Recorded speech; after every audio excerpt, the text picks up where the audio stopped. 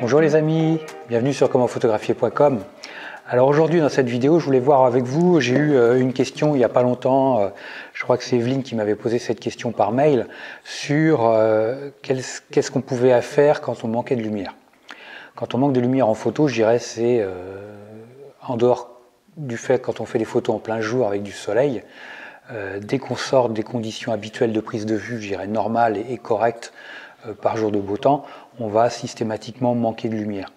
C'est rare quand on va avoir beaucoup trop de lumière pour faire des photos, c'est vraiment très rare, à part peut-être quand on va aller à la neige, quand on va se retrouver sur des parties sur un sol très blanc, très clair, avec du plein soleil. Par exemple, si vous allez en Grèce, du côté de Santorin, là vous avez tout est blanc, avec un soleil qui tape pas mal, donc je dirais autrement, en règle générale, c'est très rare d'avoir des conditions avec trop de lumière. Je dirais même quand on a trop de lumière, bon, il existe des solutions relativement simples. Je dirais à l'opposé, quand on manque de lumière, aujourd'hui c'est le propos de la vidéo, quand on manque de lumière, qu'est-ce qu'on peut faire? Je dirais là, on va partir d'un scénario où quand on est en mode manuel, on va faire des photos, comme je sais que beaucoup d'entre vous, moi je m'adresse aux débutants en photo, et je sais que beaucoup d'entre vous veulent travailler systématiquement en mode manuel. C'est pas forcément la meilleure idée qui soit, mais bon, passons. Je reviendrai peut-être là-dessus un jour dans une vidéo, mais j'en ai déjà parlé, je crois. Donc, si on veut faire des photos, qu'on manque de lumière, et qu'on veut compenser quand on a des photos sombres, et qu'on veut récupérer un peu tout ça, bon, première chose que l'on peut faire, c'est, au niveau de la vitesse, c'est réduire la vitesse de notre appareil photo. Alors ça, il y aura des limites, parce que si vous réduisez la vitesse de votre appareil photo, par exemple, vous êtes au 60e, vous allez descendre au 30e de seconde, voire au 15e de seconde, c'est sûr que ça va augmenter la pose et ça va éclaircir votre photo. Mais attention, parce que si vous êtes à main levée, si vous avez une pose du 15e de seconde, si vous n'êtes pas bien stable, si vous ne savez pas bien faire votre photo, mettre les coudes le long du corps et faire attention à rester bien stable pour faire votre photo, bien tenir l'appareil photo, vous risquez à main levée un flou de bouger. Alors pour cela, une petite astuce, c'est cadeau les amis, mettez-vous en mode rafale. Comme ça, si vous faites votre photo en mode rafale à main levée, sur les 3-4 photos que vous allez faire dans la foulée, il y en aura bien une qui sera nette. Tout simplement parce que vous allez vous assagir en termes de mouvement parasite pour votre prise de vue. Faites une rafale de 3, 4, 5 photos. Comme ça, vous avez de meilleures chances pour avoir une photo nette dans l'ensemble.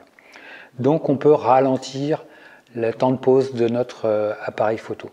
Alors attention, si on veut faire des photos, on a un sujet qui est dynamique, qui bouge, et qu'on veut pas de flou de bouger déjà du photographe, on vient d'en parler, mais qu'on ne veut pas de flou de bouger non plus du sujet, donc là, on est coincé, parce qu'on ne peut pas ralentir la vitesse.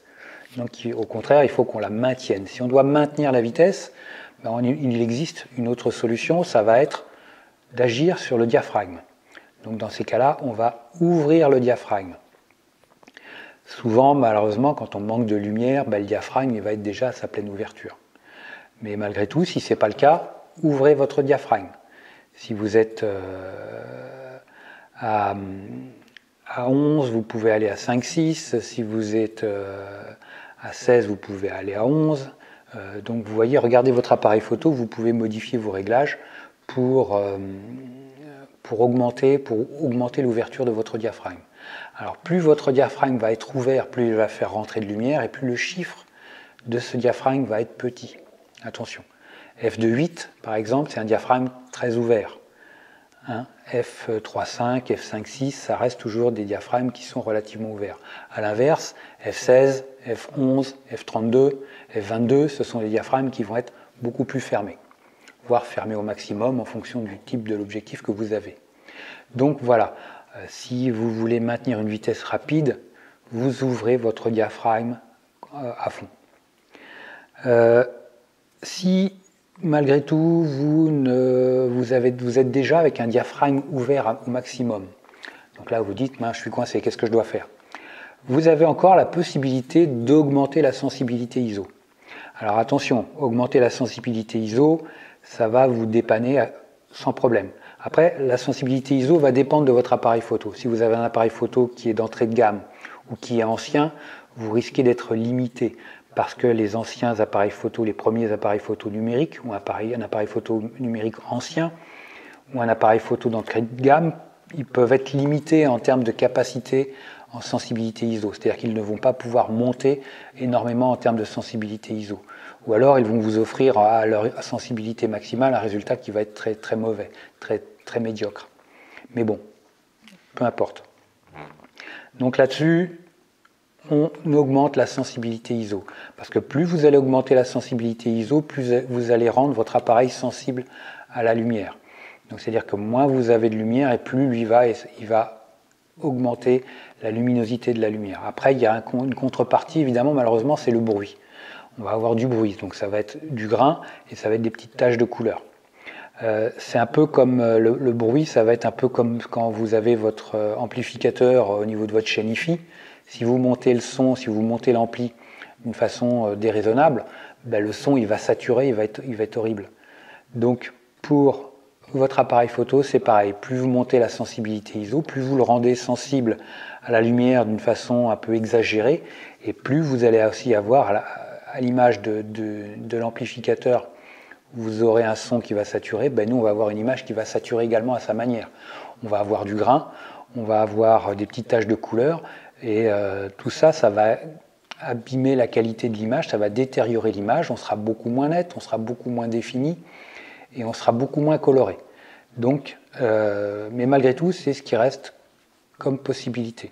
Donc, je monte ma sensibilité ISO. Si jusque-là, j'étais à une sensibilité ISO de 100 ISO, 200 ISO, ben, je vais monter à 400, je vais monter à 800, je vais monter à 1600, à 3002, à 6004. Je vais monter suffisamment pour que j'ai une photo correcte au niveau de mon appareil photo. Et là, il faut vraiment se dire que par moment, on va être obligé de monter à une sensibilité ISO qui va être très très élevée. Et qu'est-ce que vous voulez? Il n'y a pas de fumée sans feu. Si le résultat n'est pas bon, si vous voulez à tout prix une photo, il faudra accepter ce résultat avec la sensibilité ISO est très élevée. Ensuite, il reste une dernière alternative, je dirais, c'est le flash. Si vraiment vous ne souhaitez pas monter d'une façon énorme ou abusive votre sensibilité ISO, vous pouvez toujours sortir votre flash qui lui va vous aider en éclairant la scène en fonction de ses capacités, en fonction de ses possibilités. Alors attention, un flash, l'avantage c'est que ça va éclairer la scène. Après le souci c'est que ça a tendance à cramer les premiers plans et à pas trop éclairer les arrière-plans. Et puis si c'est le flash qui est dans le viseur qui est intégré à l'appareil photo, souvent c'est des petits flashs qui ne vont pas être très efficaces au-delà de 2 mètres.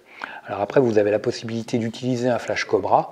Alors le flash Cobra, lui, va être beaucoup plus puissant, évidemment, donc lui va être beaucoup plus efficace. Par exemple, si vous êtes dans une pièce, comme moi ici, vous pouvez mettre le flash à taper sur le plafond et ça va vous donner une belle lumière douce.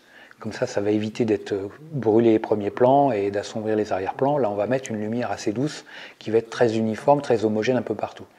Évidemment, vous ne pourrez pas faire ça en extérieur parce que si vous mettez le flash à partir dans le ciel, vous ne verrez rien au niveau de votre scène. Donc le flash en extérieur, ça va être du direct obligatoirement. Et en intérieur, vous pouvez le mettre en réflexion sur un plafond, sur un mur, dans la mesure où ce plafond ou ce mur sont d'une couleur neutre, blanche ou gris clair. Sinon, si c'est un mur rouge, attention, parce que le flash va vous renvoyer de la lumière rouge, ça va être horrible. Donc voilà les amis, si vous êtes vraiment en manque de lumière, première possibilité. Alors après, c'est pas forcément à mettre dans cet ordre-là, c'est fonction des sujets que vous prenez en photo. Si vous avez un souci de profondeur de champ, vous allez maintenir le diaphragme. Et vous allez essayer de jouer avec la vitesse et la sensibilité ISO. Si vous n'avez pas de contrainte de vitesse, il faut que l'appareil photo soit sur un trépied, comme ça vous pourrez avoir une vitesse plus lente que vous ne pouvez le maintenir à main levée. Style une demi-seconde, vous pourrez faire une photo d'une demi-seconde sur un trépied, ça vous donne une qualité raisonnable, vous pouvez avoir une sensibilité ISO basse, il n'y a strictement aucun problème. Ça, c'est important. Utilisez au maximum un trépied, évitez de monter au maximum la sensibilité ISO, et comme ça, vous garderez un maximum de qualité au niveau de votre image. Si vous êtes à main levée et que vous n'avez pas cette possibilité, il va falloir monter la sensibilité ISO ou sortez le flash. Voilà un peu les solutions que vous avez pour faire de la photo dans des conditions où on manque de lumière, tout en essayant de préserver quand même un peu la qualité de l'image. Mais malgré tout, il n'y a pas de fumée sans feu. Hein, si vous manquez vraiment de lumière et que vous êtes exigeant, du style faire des photos dans une salle de sport avec des gamins qui bougent ou des adultes qui bougent beaucoup et il vous faut une vitesse rapide et vous avez des conditions de lumière qui sont très mauvaises, là il faudra monter la sensibilité ISO obligatoirement parce que souvent le flash, on est trop loin pour éclairer les sujets. Donc le flash ne sera pas très efficace. Donc c'est pareil, si vous avez des sujets qui sont à 10-15 mètres de vous, le flash ne va pas servir à grand chose. Donc c'est pas la peine de le sortir.